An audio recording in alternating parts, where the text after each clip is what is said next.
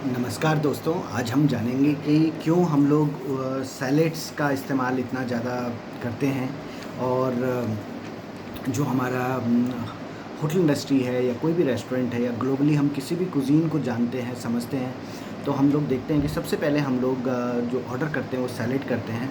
और French classical menu में भी the first course is always salad.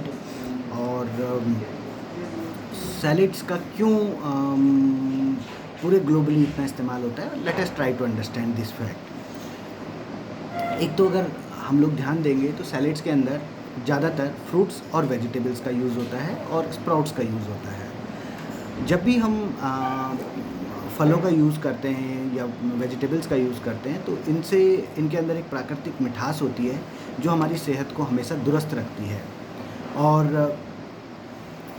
जैसे ये जो फ्रूट्स एंड वेजिटेबल्स होते हैं, जैसे जैसे नेचर या प्रकृति अपना मौसम में बदलाव करती रहती है, अलग अलग किस्म के फलों का स्वाद हमें मिलता रहता है।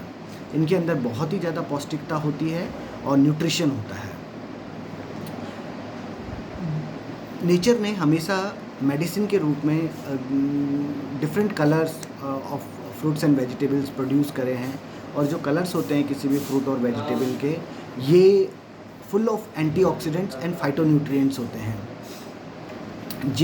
जो हमारे शरीर के लिए बहुत ही ज़्यादा आवश्यक होते हैं। अब जैसे गर्मियों का मौसम आ रहा है, तो गर्मियों के मौसम में जैसे जैसे टेम्परेचर बढ़ेगा और गर्मियाँ बढ़ेंगी तो आप देखेंगे कि फलों का राजा आम मार्केट में आ जाएगा, तरबूज मार्केट में आ चुका है, खरबूजे आ चुके हैं, लीची, स्ट्रॉबेरी, आलू बुखारा, बेल, ये सब मार्केट में आ चुके होते हैं। और हेल्थ के पॉइंट ऑफ व्यू से हमें इन सीजनल फ्रूट्स को अपने डेली डाइट का हिस्सा ज़रूर बनाना चाहिए।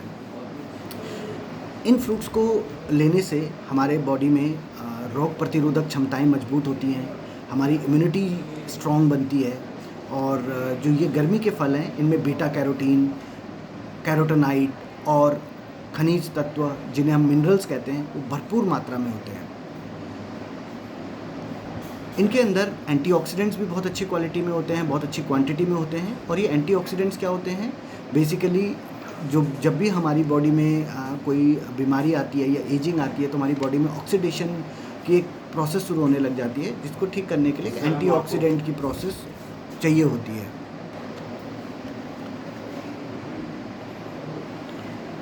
और ये जो एंटीऑक्सीडेंट्स होते हैं, ये फलों में भरपूर मात्रा में होते हैं और ये फ्री रेडिकल्स को कम करके हमको और हमारी बॉडी को ऑक्सीडेटिव स्ट्रेस से बचाते हैं।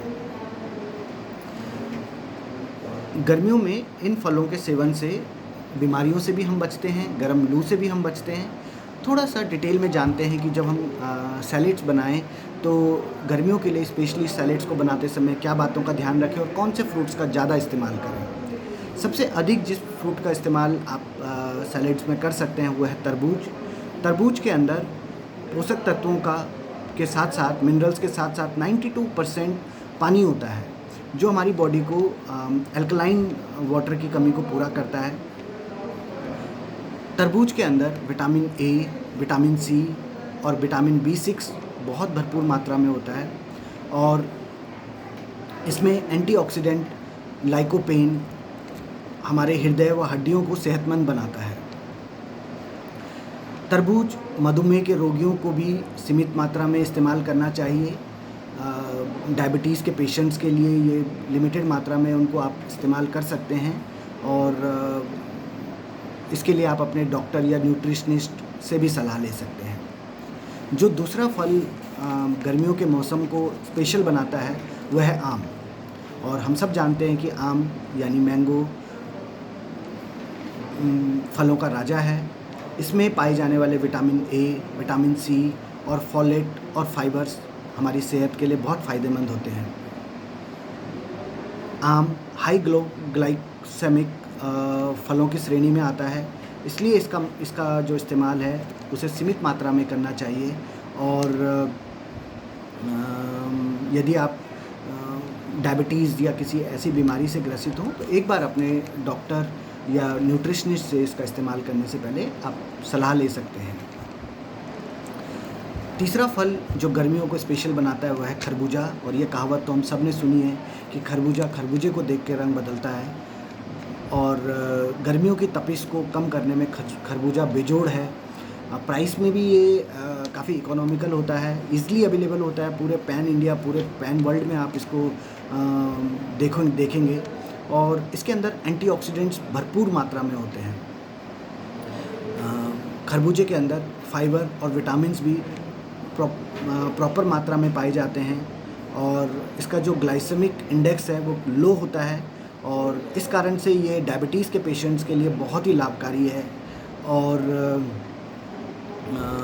डायबिटीज़ के पेशेंट्स इसको इस्तेमाल कर सकते हैं अपने डॉक्टर और न्यूट्रिशनिस्ट से एक बार कंफर्म करने के बाद। नेक्स्ट फ्रूट जो गर्मियों को बहुत स्पेशल बनाता है वो है बेरीज़।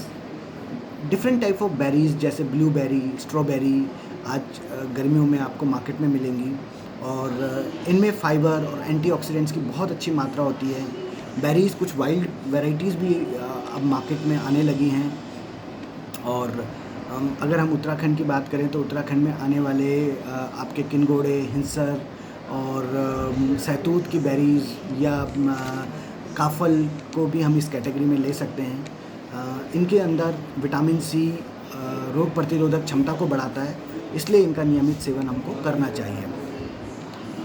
नेक्स्ट फ्रूट जो हमारे गर्मियों के सैलेड्स में बहुत अच्छी मात्रा में यूज़ हो सकता है वो है आलू बुखारा।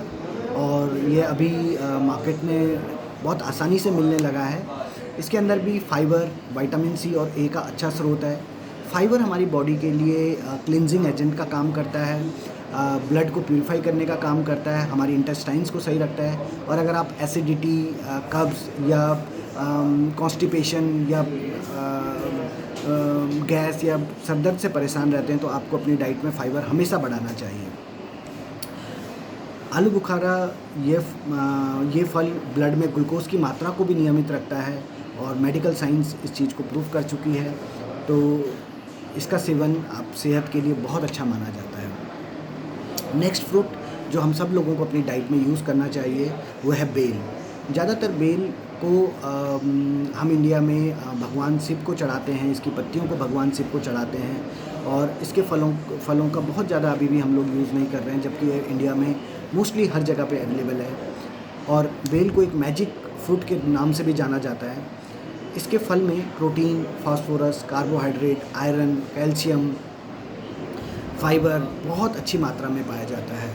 और इसका सेवन, बेल का सेवन हमारे डाइजेस्टिव सिस्टम को, हमारे पाचन तंत्र को मजबूत बनाता है और शरीर को अंदर से ठंडक प्रदान करता है। नेक्स्ट फ्रूट जो मेरा बहुत फेवरेट है वो है जामुन। और जामुन के ऊपर हमने बहुत सारी कहानियाँ सुनी है बचपन से। इंडिया में अगेन ये बहुत अच्छी मात्रा में पाया जाता है, बहुत बड़ा पेड़ इसका होता है और लगभग 1-1.5 महीने के लिए ये मार्केट में खूब मात्रा में मिलता है।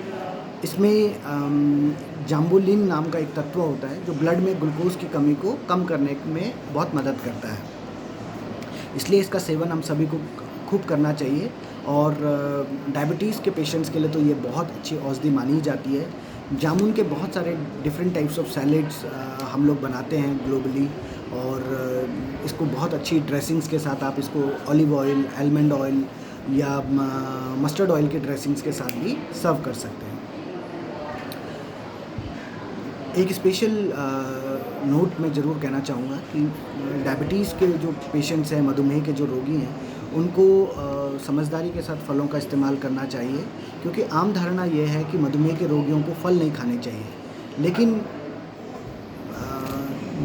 डॉक्टर्स कहते हैं कि मधुमेह रोगी को सभी प्रकार के फलों का सेवन करना चाहिए, और लिमिटेड वर्जन में करना चाहिए, अपने डॉक्टर से एडवाइस लेके करना चाहिए। और ये सच है कि हर फल में अलग अलग प्राकृतिक मिठास होती है, इसलिए शुगर लेवल थोड़ा गड़बड़ा सकता है।